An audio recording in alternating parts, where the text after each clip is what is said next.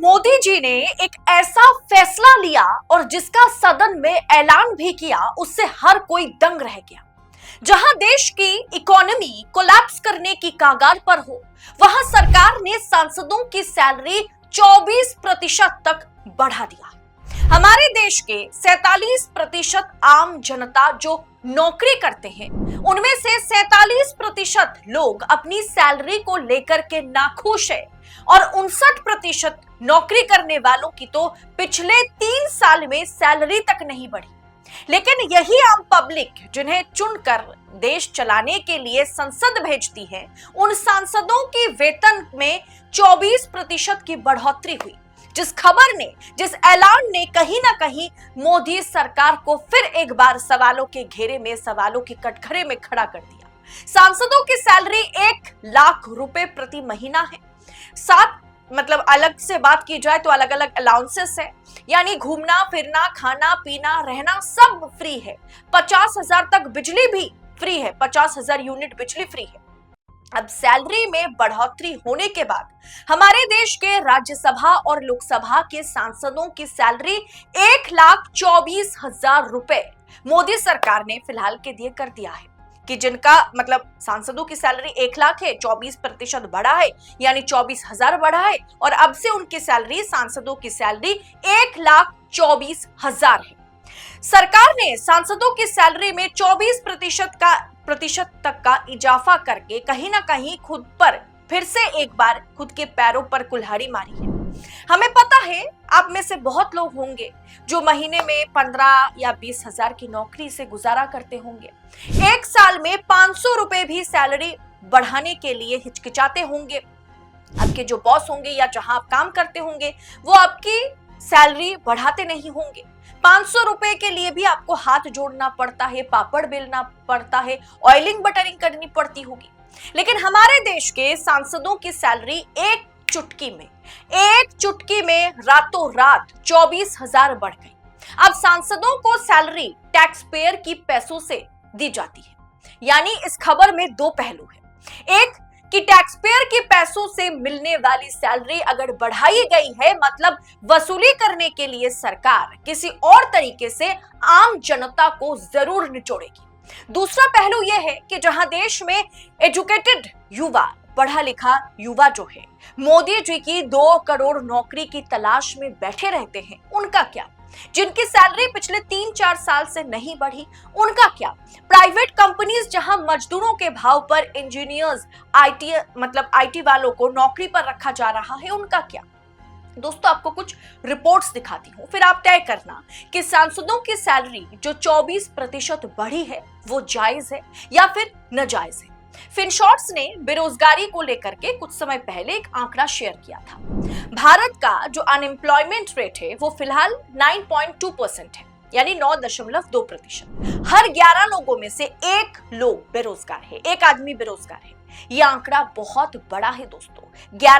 हर 11 में से 1 अनएम्प्लॉयड है। 2008 से लेकर के 2024 का पूरा आंकड़ा भी आप देख लीजिए। पूरा का पूरा आंकड़ा आपके सामने है, जो फिनशॉर्ट ने शेयर भी किया है।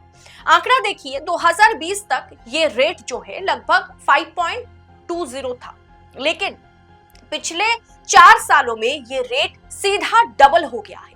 सरकार कहती है कि कोरोना के चलते अनएम्प्लॉयमेंट बढ़ी है, रोजगार जो है वो कम हुए हैं। दोस्तों, कोरोना काल में अर्थनीति को जिस तरह से ठेस पहुंची थी, अगर उससे हम अब तक रिकवर नहीं कर पाए हैं, तो सांसदों की सैलरी 24% बढ़ाना क्या मोदी जी ने जायज समझा? क्यों जायज समझा? दोस्तों, बिजनेस स्टैंडर्ड की इस रिपोर्ट को जरा देखिए।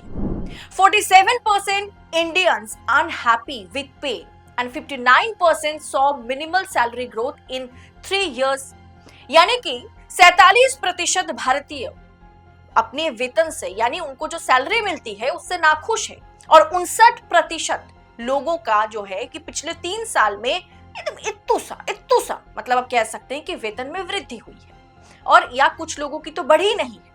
अब इस रिपोर्ट को भी देख लीजिए, क्या लिखा हुआ है कि corporates in India C 4x, यानी 4 times profit but keep salary stagnant, यानी भारत में कॉर्पोरेट्स का मुनाफा लगातार बढ़ रहा है। पिछले साल की रिपोर्ट में ये कहा जा रहा है कि 4 गुना मुनाफा बढ़ा है, लेकिन सैलरी जस का तस, यानी किसी की सैलरी कंपनीज, प्राइवेट कंपनीज बढ़ाना जो है मुनासिब नहीं समझ रही है।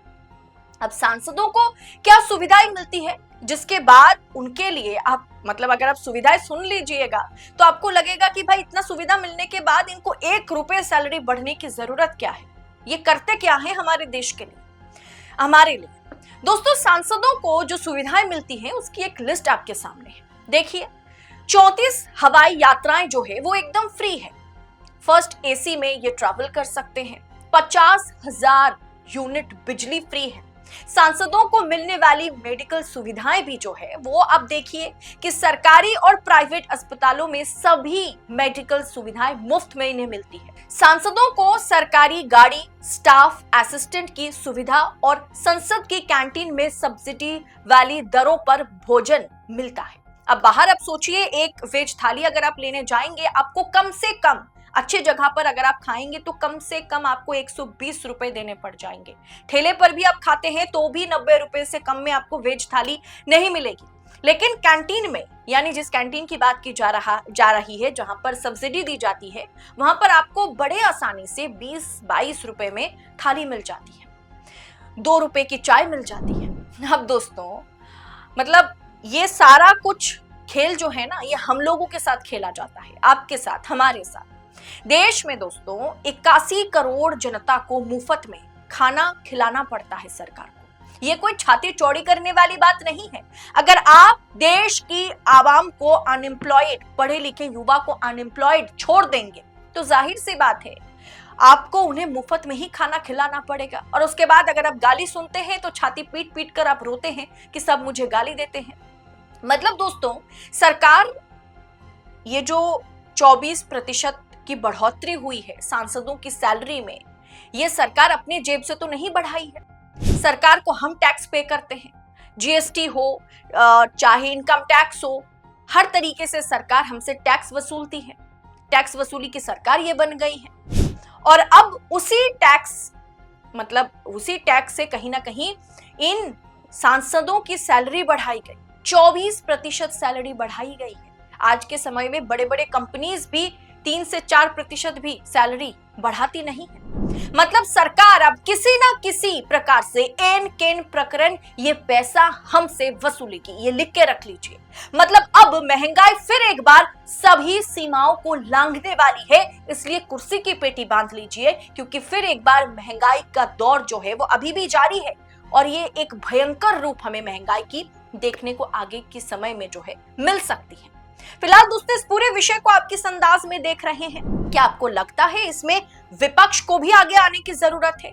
इसके लिए हमारा जो एलओपी है, यानी लोकसभा में जो हमारे लीडर ऑफ ऑपोजिशन है, राज्यसभा में मल्लिकार्जुन खड़गे हैं, राहुल गांधी को, मल्लिकार्जुन खड़गे को, विपक्ष के तमाम सांसदों को एकजुट होकर के आगे आने की जरूरत है और सरकार से कहने की जरूरत है कि हमें नहीं चाहिए, हम इस 24% जो हमारी सैलरी बढ़ाई गई है इसका हम बॉयकॉट करते हैं। हम 24% सैलरी जो बढ़ी है और साथ में रिटायरमेंट के बाद जो पेंशन हमें मिलती है उसमें जो बढ़ोतरी की गई है, हमें मुनासिब नहीं लगता, हम इसको ना लेने का ऐलान करते हैं। क्या राहुल गांधी ऐसा कर पाएंगे? क्या मल्लिकार्जुन खड़गे ऐसा कर पाएंगे?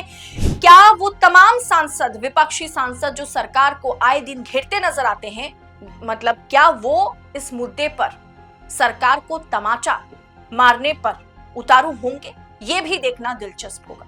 फिलहाल दोस्तों, इस पूरे विषय को आप किस अंदाज में देख रहे हैं? कमेंट कर अपनी राय हमारे साथ शेयर करें और ऐसी तमाम खबरों को लगातार पाने के लिए 4 PM न्यूज नेटवर्क के साथ बने रहें। फिलहाल मुझे दीजिए इजाजत। बहुत बहुत शुक्रिया आपका। जय हिंद, जय भारत।